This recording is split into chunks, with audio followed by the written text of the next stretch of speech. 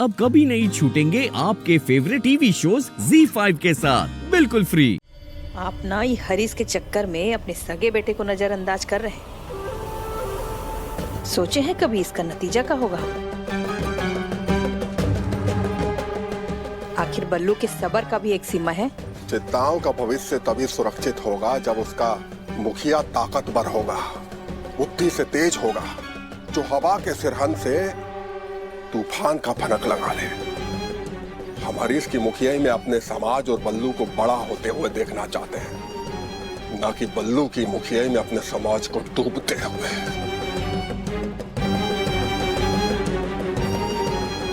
फिर तुम्हें तो याद ही है कि समुदाय के आगे न तो भतीजा है और ना ही बेटा।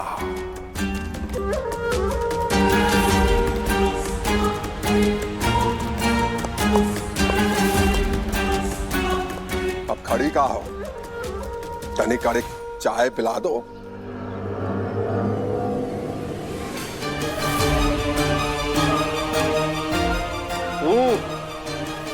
अब तुम लोगों को का नाश्ता कराएं यार, इसके पीछे और पकड़ के लाओ विदेशी चिराई।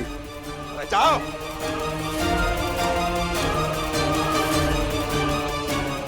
सरकार, आप तो हमारे भाग्य विधाता हैं। आपके हुक्म से ही तो सब कुछ होता आया है। बाकी आप जो आदेश दें हम मान लेंगे सरकार, जो आपका फैसला हो।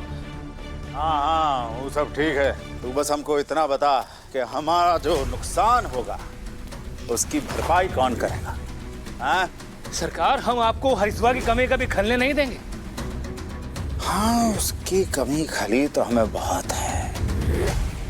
एक बार वो खड़ा हो गया तो फिर बस हमारा फायदा ही फायदा है।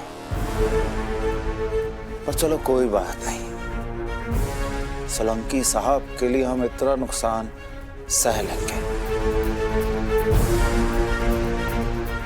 सरकार, हम कुछ बूझे नहीं। जिंदगी की पहेली है, मत बूझो। बस तू ही बता कि अगला मुखिया कौन बनेगा? तू? सरकार, आप अपना जूता हमारे माथे पर रख के आशीर्वाद दे दें तो विरासत और ताकत, ये दोनों से हम ही मुखिया बनने के लायक हैं। सरकार, हमसे क्या चाहता है? सरकार, वो हरिश्वा सालों बाद जंगल में विदेशी चिरई पकड़ने जा रहा है। वो अगर सफल हो गया ना तो दद्दा हमसे पहले उसको आशीर्वाद देके मुखिया बना देंगे उसको। सरकार, हमारी मदद कीजिए सरकार, मदद कीजिए।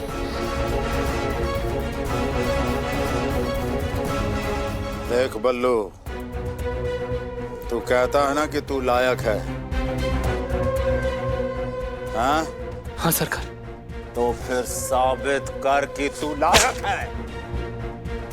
पता है ना, जो मुखिया बनता है उसको खुद ही अपने आगे से कांटे निकालने पड़ते हैं।